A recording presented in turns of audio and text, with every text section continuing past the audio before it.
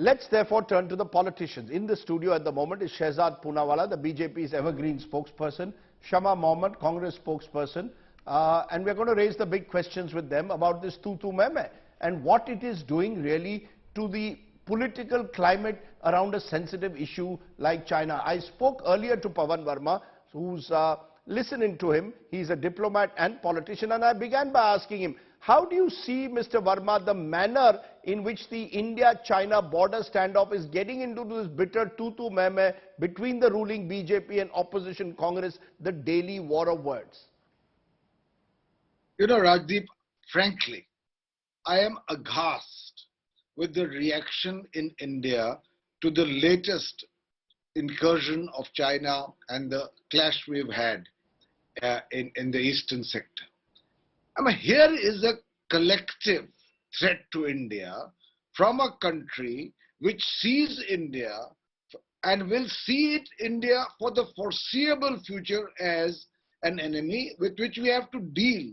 And here we have a situation where the ruling party of the country, the BJP, accuses the main opposition of being in collusion with China, and the main opposition accuses the ruling party of being in collusion with China. I have rarely seen any country in such a situation, having such a juvenile, delinquent, unintelligent, and frankly self-defeating response. This has to end. In a democracy, the opposition has the right to interrogate the government, to ask for facts.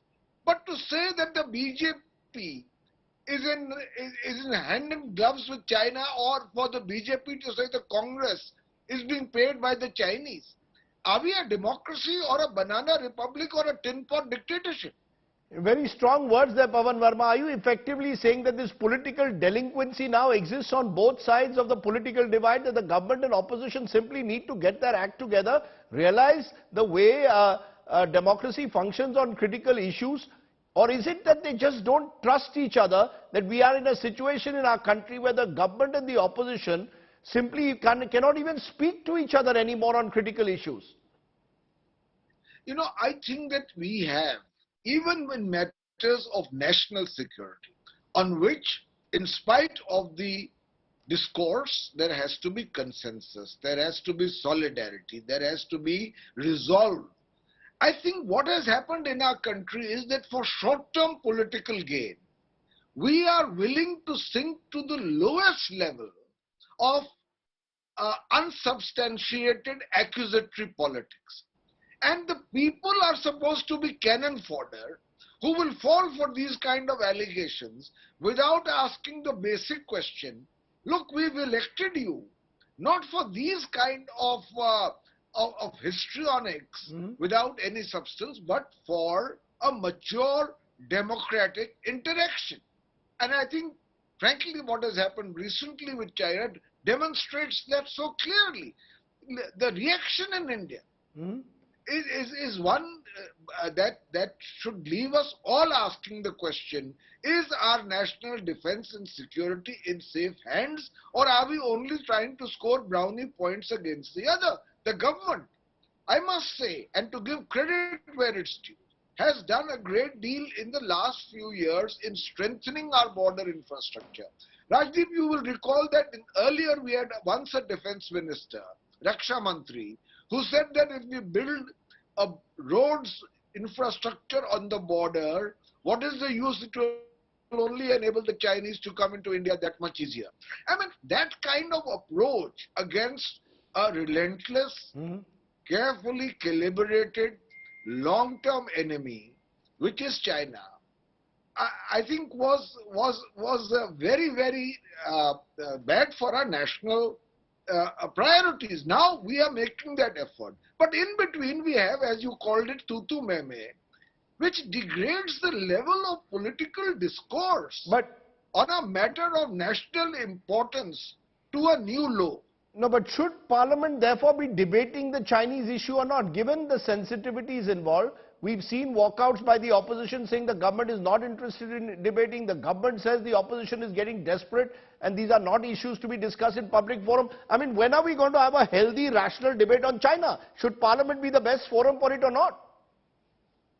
of course this should be discussed in Parliament. And of course the opposition has a right to ask the government, as happened, as you know, far more democratically in 1962 during the Chinese War, when a person no less than Atal Bihari Vajpayee asked for a session of Parliament to be convened and Pandit Jawaharlal Nehru as the Prime Minister agreed to it. There should be a discussion in Parliament. The government is entitled to reveal whatever it can without compromising national interest and to be as transparent as possible. But at the same time, outside Parliament, the atmosphere is so vitiated by accusations of the kind we are seeing. Every day spokesmen of the two largest political wings in the country say that the other is sleeping with the Chinese. No wonder it was so easy for foreign invaders in the past to conquer India. You know, one very quick answer from you, Pawan Verma. It appears from what you're saying to me that your experience as a diplomat and politician tells you now that at the moment the Chinese are having the last laugh. They're watching Indians fight like cats and dogs.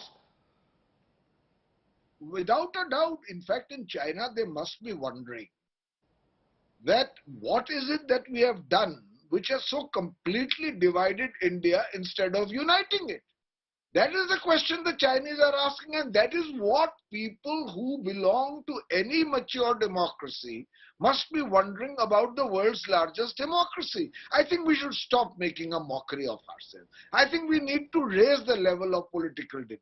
And I think this kind of response to a matter of national security is frankly doing us a great deal of harm.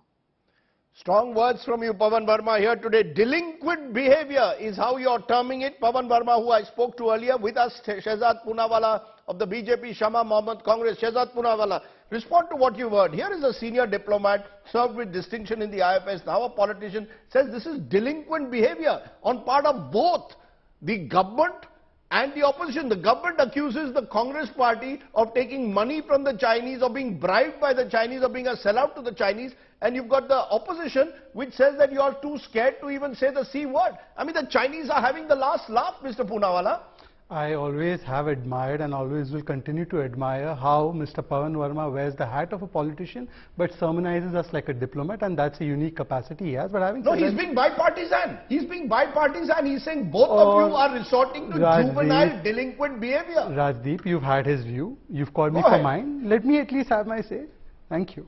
Now, Rajdeep, I firmly believe in one of the principles of Mahabharata, which was expounded by Yudhishthir, that we may be 100 versus 5 when we are fighting with each other internally. But when there's an external threat, we are not Kauravas versus Pandavas. We are actually united, and we are 105 versus the external threat. But unfortunately, who has been doing Rajniti or Rashtaniti? And let me address a few factual facts. I don't want to go into the Congress's MOU, how they took money, how they betrayed us during Doklam. I'm not getting into all that. Let me give you some hard facts, and I hope you'll appreciate that. First of all, please tell me, the lot of virtues made out of 1962 debate in Parliament. But one will never say that how Mr. Nehru, and because Pawan Verma went there, I did not want to go to Nehru, but because Pawan Verma quoted Nehru, in 1957 the Sinkiang Tibet Road was built in Aksai Chin. It was well known, it was being reported. An MP from Parliament, in fact Brajraj ji, had asked a question in 59, but Mr. Nehru denied flatly, and his response was, no sir, don't pay attention to such news items, only to be later put out in a white paper that yes, indeed the road had been built in Aksai Chin. So is lying to Parliament something? And what was the behavior of Atal Bihari Vajpayee whenever we were facing external threats? Did he get up and say, give me the proof? But yes, when the surgical strike, and don't interrupt me, when the surgical strike was announced, not by the government of India, by the DGMO, by the way, Osama bin Laden was killed, Obama came and announced it. No Republican got up and said to Obama that Osama ki lash dikhao. But when the DGMO announces the surgical strike, what was the statement? Khoon ki dalali, surgical strike. Balakot airstrike is done. Air chief announces it. What was the statement? Proof dikhaiye. Pulwama is blamed on India, and Pakistan is given a clean. 26/11 was blamed on India. It was blamed on the RSS. This is the kind of Rajniti they do on Rashtra Suraksha. Now coming to the important point of Parliament. Now Rajdeep, you covered Parliament for a very, very long time, and Rule 186 Clause 17 of Parliament very clearly says that no issues that are of a nature and secret can be disclosed in Parliament, and therefore Mr. Chidambaram, when he made a statement on 26/11, no questions were asked, only a statement was laid. In the 210th session on 6 March 2007, when there was an Naxal attack on an MP, no discussion was taking place, only a statement was laid. In 26 November 2007, serial bomb blast in UP, 212th session, no discussion took place, only a only a statement is laid. 26/11, 215 session, no discussion takes place, only a statement is laid. In February 18, 2009, Sri Lanka situation, no discussion is allowed, only a statement is made. This is parliamentary procedure. But I have one question. One last question. Rajdeep, I don't want to get into tutu meme. I want to tell you what my government has done and the fundamental difference on how we are tackling China. Just like we have a different approach towards Pakistan. After 26/11, Fali Major, I think he spoke to you and said, let's attack those terror camps. The Sonia Gandhi-led, Manmohan Singh-led government did not do it. Obama and Mr. Manish Tiwari has written about it in his book. But now the fundamental difference is that when once Antony ji said that LAC par koi infrastructure nahi banana hai, today let me tell you what my government has done the last 8 years. 9 new tunnels, including the Sela tunnel where Gaurav Sawant was. 11 more tunnels have been planned. Road projects, Western Ladakh and Zanskar Valley, alternative connectivity road. DSDBO has been made as a class 70 specification. Arunachal Pradesh, 44,000 crores has been invested to make 7 advanced landing grounds, 1 greenfield airport, 3 lane lines, rail lines and roads that have been built there. By the way, Arunachal Pradesh, despite having more square kilometer area than Delhi, had lesser road connectivity. And apart from that, 22,000 temperature controlled habitats have been created for additional troops to be stationed, storage facilities for 450 tanks, the S-400 system, the Rafales have been placed there, infrastructure has been made along the Arunachal and Sikkim area as well. This is what the government has done. So we have fundamentally changed our approach. But I have one last question. The problem is instead of doing what you are doing, which is putting certain facts in the public domain, some of which need to be put out, what do your most of your spokespersons in parliament and outside do?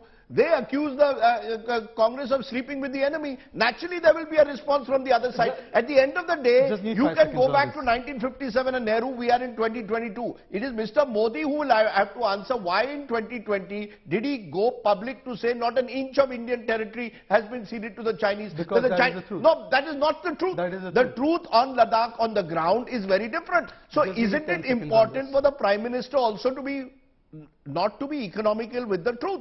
Mr. Shehzad Poonawalla, you can throw all the facts 10 seconds which are useful when it comes to border infrastructure, which the Modi government deserves credit for, but the Mr. Modi's government has been less than economical on the truth when it comes to Chinese movements in Ladakh. And the government of the day must come clean on it. Rajdeep, for all practical purposes, I am representing the Modi government on this show. And let me tell you a couple of things. One, first of all, my government has not lied about any situation. In fact, has been confirmed by the armed forces. And let me tell you, in 2009 and 2013... I'll ask my producer to pick out that exact soundbite of Mr. Modi. All right, but let me, while your producer is doing that, here is a statement of your good friend Salman Khurshid. Incursion is like acne, it can be cured with ointment. And here's an Aaj Tak report. You want to read it? Guspet मामले में बड़ा चढ़ा रहा है media Manmohan Singh. This is 2009 report. In 2013 he says, घुसपैठ की खबरों पर मीडिया जरूरत से ज्यादा बढ़ा चढ़ाकर पेश कर रहा है. And in fact they had threatened filing FIRs against those who spoke about the China border issue. It has been reported in the Hindu. But I have a simple question. Rajdeep, whatever your ills, we lost the 1962 war, but you will never hear Shehzad Poonawala's party come out and say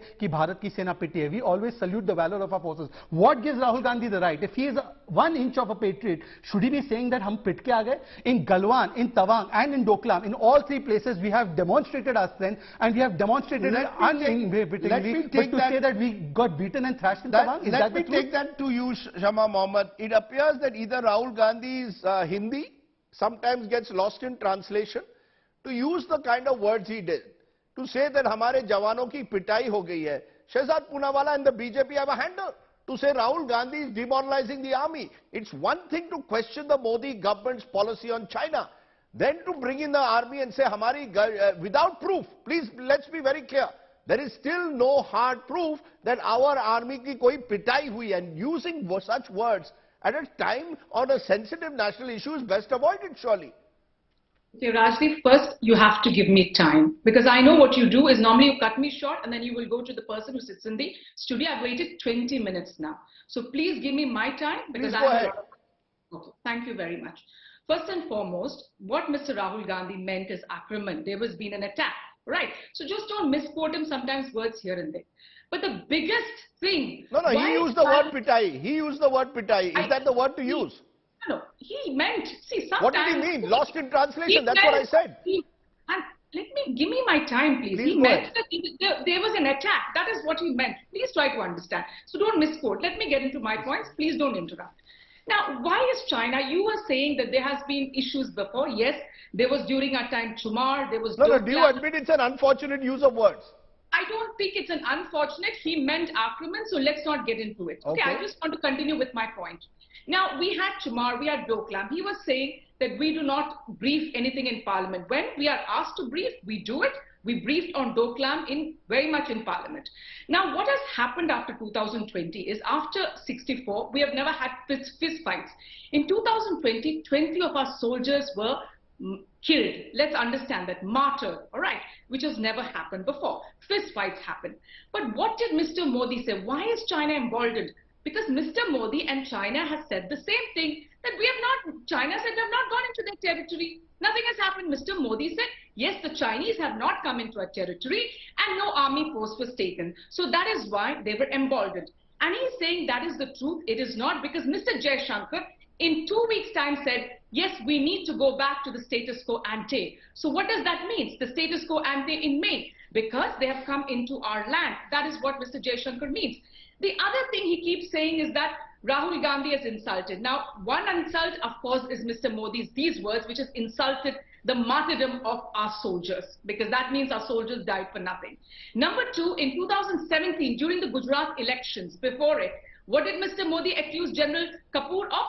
He accused former Army General Kapoor of treason. He said former Army General Kapoor, Manmohan Singh and Hamid Ansari colluded with Pakistan to overthrow the Bharatiya Janata government in Gujarat to put Ahmed Patel as the CM. And General Kapoor had to come out and open and give out a statement. So when you accuse a former army general of treason or sedition, who are you accusing? The army of treason, the army of sedition. We have never done that. So let's not get into this tutu meme. What I want to clearly say this is not a BJP issue. This is not a Congress issue. This is an issue of our country and our Jawans. If we continue to do this tutu meme, there are more Jawans who will be attacked and they will be killed. We do not want that. Okay. He said that we have built so many infrastructure things. We built this road, we built that, we built this. We have built during our time the 2,000-kilometer Trans-Arunachal Highway. But having said that he has built all this, I am asking you, let me finish, Shehzad, I did not interrupt. We have the decency. In 2020, we had this attack. What does it say? Intelligence failure. We did not know they were coming to attack us. Now, we again had one just day before. I mean, on the 9th. So, where is the intelligence here? If you build so many things, let me finish. No, you have 1 minute more only. Why did we not know about this? Rajdeep, this is not how it is. No, you have 1 minute more only. Why did we not know about it? When it happened on the 9th, which was a Friday, you can brief the Parliament on the 12th, which is Monday. But we came to know from various news journalists have been putting it out. I think Hindu had put it out.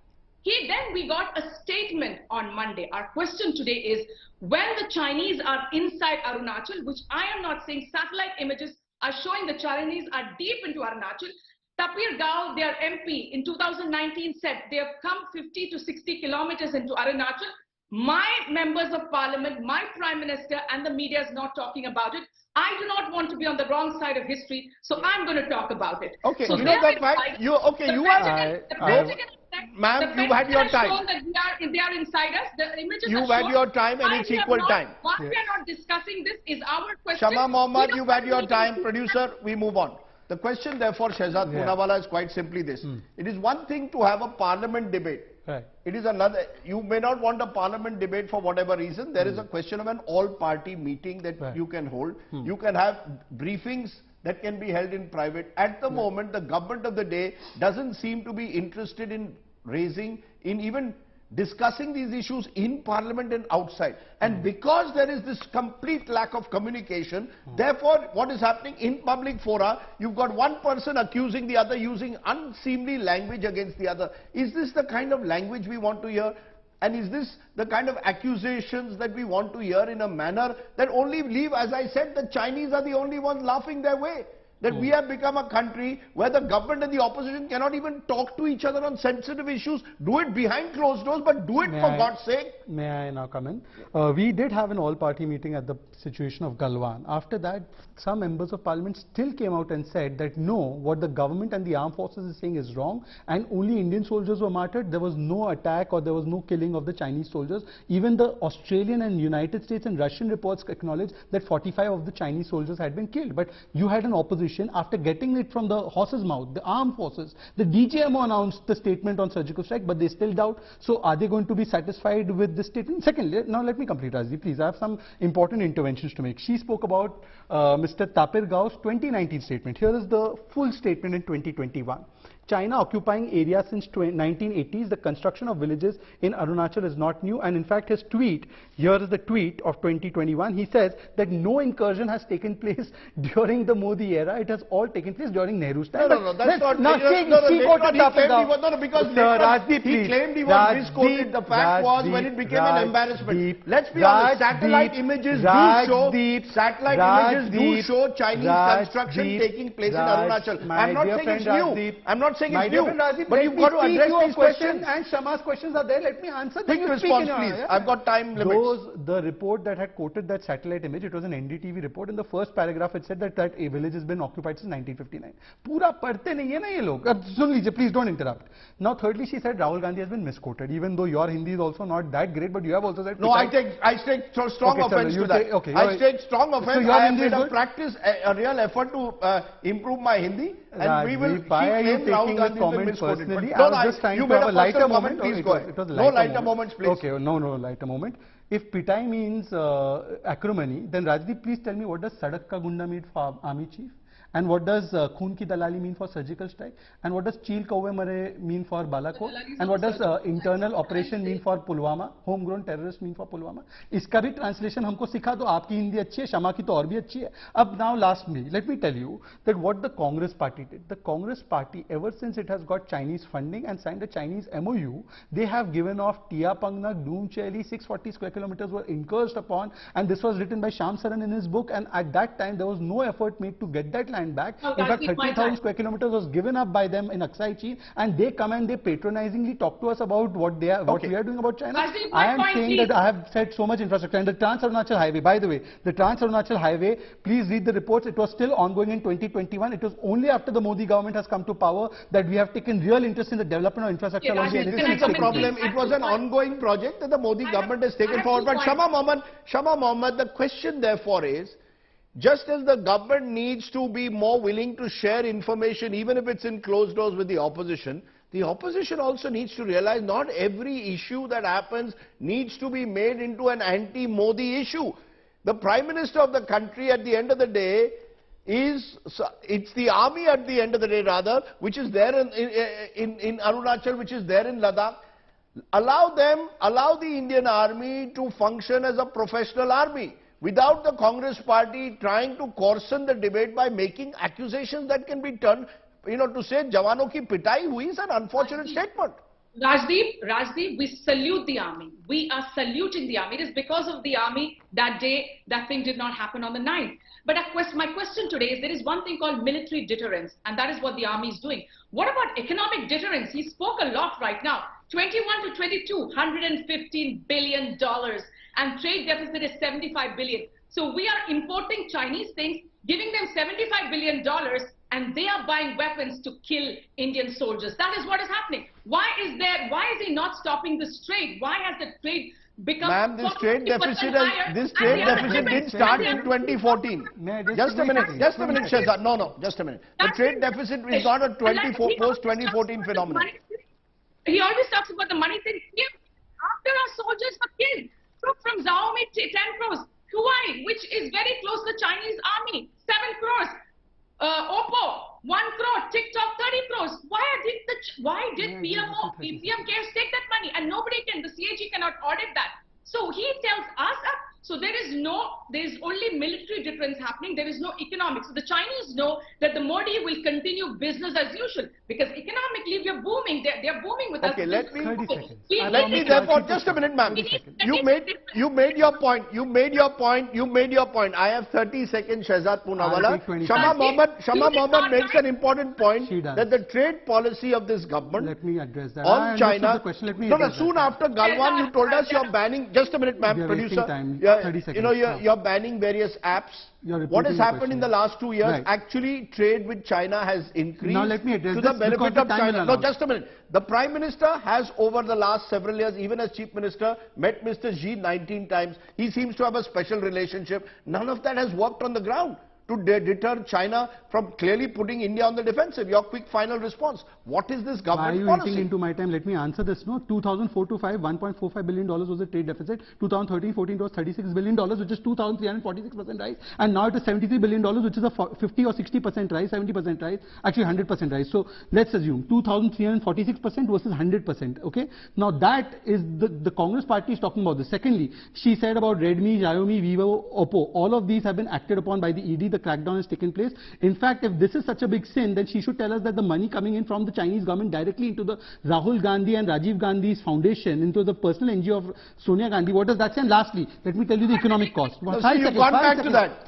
See, that's my problem. Rajdeep, I am today the Congress has said... take 45 seconds to reiterate the question. Let me have 5 seconds Today more. the Congress has said that an organization with which the External Affairs Minister's son is associated also got money from the Chinese. Is this what we want to do? Let me, Rajdeep, you reiterated her question for 45 seconds. You cut my time out. Now let me tell you, China is out of 5G. China is out of highway construction. We pushed them out of the small phone market. We banned their apps. That is not the only action. And I also told you we did a crackdown on Redmi, Xiaomi, Vivo, Oppo. I am only asking them this, that if this is such a sin that this trade deficit has increased by 100%, which increased by 2,346% during their time, please tell us what does Chinese money coming into Sonia Gandhi's personal NGO mean? What are you talking That's about? all I'm asking. This is a joke, Rajdeep. This guy is a bloody joke. What kind of language is this?